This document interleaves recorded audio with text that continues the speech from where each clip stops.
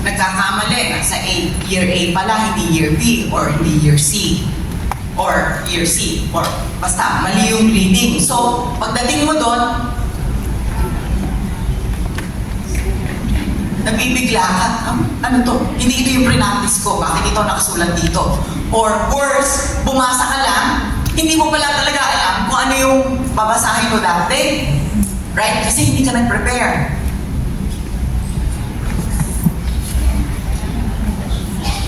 And then, love and appreciation of scriptures. So, here, a lector should have a deep respect for the Word of God and the desire to share it with the community. Sabi nga, preach the gospel, if necessary, use words. Sabi nga ni Father, sometimes you don't have to speak yung pagkatao mo na mismo, ang magiging testament sa iyong pagiging Kristiyano. Right? So, here also, it's not self-edification, it's not self-sanctification, but the sanctification, yung kailangan, it's not self-glorification, but your self-sanctification. How you are going to become closer to God, how you change your life, right? So that you can be of better service to the Lord. Ito, ability to serve a scheduled masses. So, I think for this one, alam natin yung roster natin. So, punctuality and being able to serve. Yun nga yung hindi ka mamimili, just like sabi ni Father, because today, ang mass si Deacon or si Bishop, so everyone wants to serve. Because everyone wants to serve for the Bishop. But sometimes, being at the background is service enough. Okay? And lastly, qualification, being initiated and a practicing member of the faith community, regularly attending Mass and giving positive witness to the Christian life are fundamental or foundational qualifications of a lector. So these qualities, combined with a genuine love for Scripture, and a desire to serve, contributes to the effectiveness of a lector in the ministry. So, if these are what makes a good lector, right? Do you think marireplace ba tayo ni AI? Posible? Maybe for the first one, yes. Kasi kaya niyang maglagay ng diction, kaya niyang maglagay ng emotion, right? How about for the second one? Preparation. Practical, yes, but the spiritual and scriptural, probably no. Understanding of the text. No, AI can just read it, right? Punctuality, AI will always be punctual, right? It will always be there.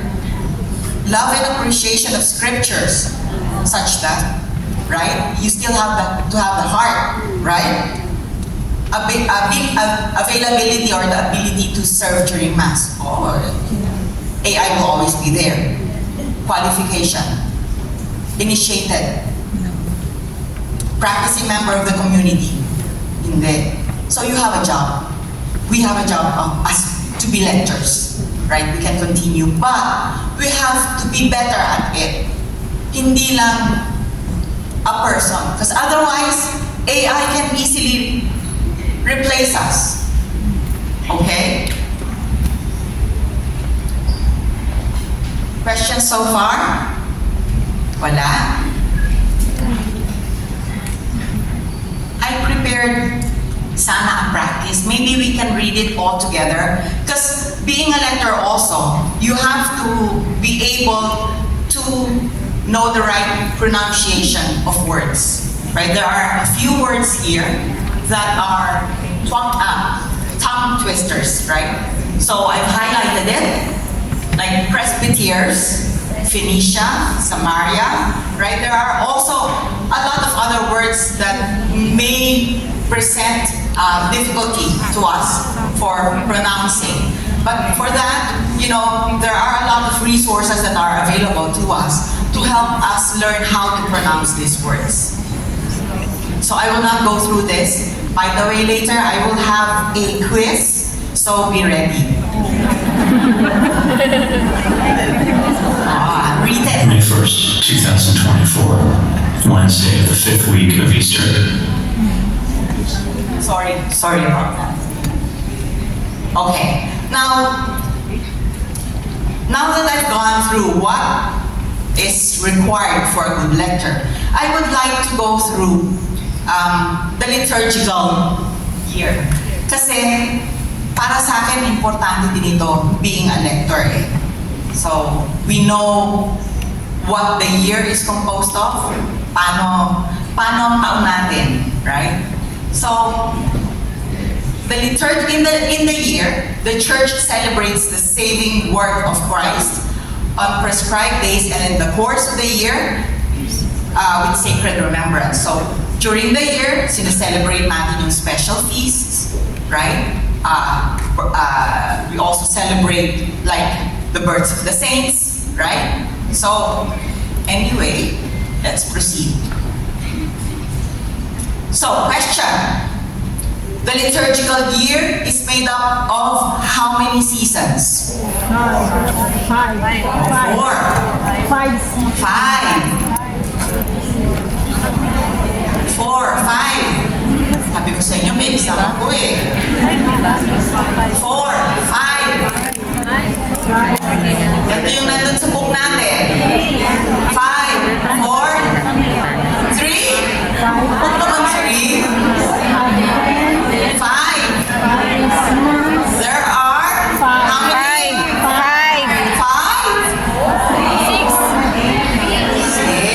6. Bakit? 6 ka, 1, 2, 3, 4, 5, 6. 1, Mali pala si Sister Okay. Father. 2, 3, Tanong na yun. Christmas. 4, 5. Oh, di ba 5? Lent. Easter Triduum, Easter, and Ordinary Time. Okay? So, 6 na seasons tayo.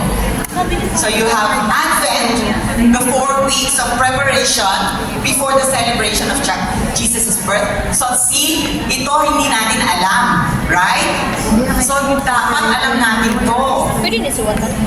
Then, after this, anong pagkatapos ng Advent? Christmas. And then, Ordinary Time, and then followed by Lent, which is a period of 6 weeks. Right? And then, the Paschal Triduum. And then, pagkatapos ng Paschal Triduum, ano? Easter.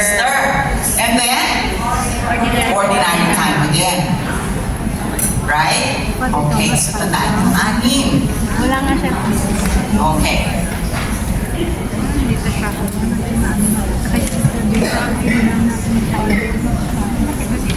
So, Advent, from the word Adventus, meaning arrival or coming.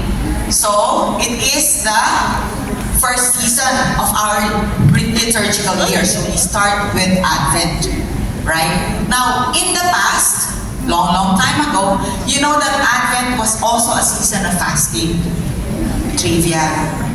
But now, hindi na tayo fasting kasi during Advent, anong maraming ginagawa natin? Party. Christmas party! So, imbis na nagpa-fasting tayo, fast eating kasi daming Christmas party. Right? So, before, it was traditionally a season of fasting. Kasi preparation nga eh. Right? And, anong significant thing that you see during the Advent season? Adventure. The Advent wreath, right? We have the Advent wreath in our churches, and it has how many candles? 4. 3 purple and 1 pink, right? And it traditionally represents what? Hope, faith, joy, and love. What is the color of Advent? Purple. Oh, very good. Yan.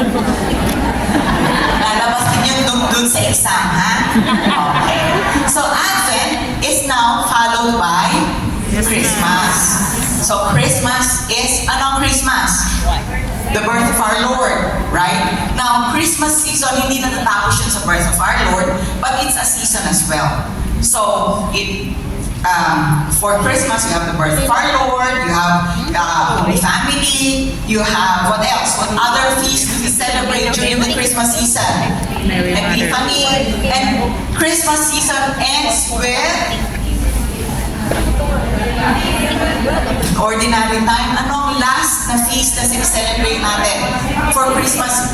Baptism of the Lord. Okay.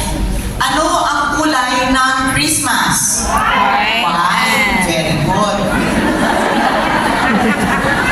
Galing niya. White. Then, skip muna natin ang ordinary time, Lent. Right?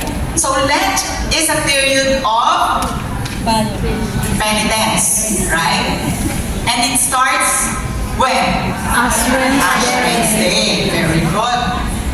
Now, there are several weeks of Lent. So you have the first week of Lent, second week of Lent, third week of Lent, fourth week of Lent, fifth week of Lent, and the sixth week of Lent, which is Passion Sunday, Palm Sunday.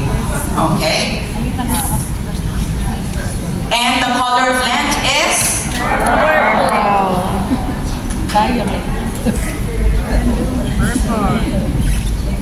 So, rose, we have, katulad nga rin ng Advent, we have three purples, one rose. So sa Advent, sa Lent din, meron tayong rose on the fourth Sunday of Lent. And this is called, anong Sunday? Letare Sunday. Sa Advent, ano yun? Yung rose. Gaudete Sunday. Very good.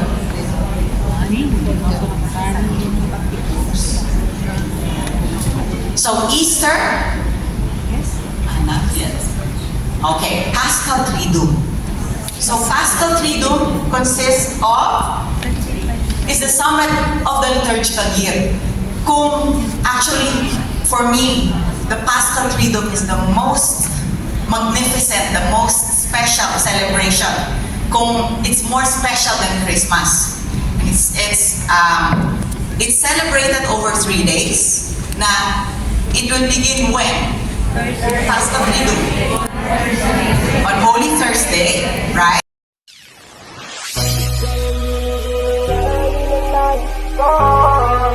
Marikit na dalangin ko, kang magbigay ng kulay sa aking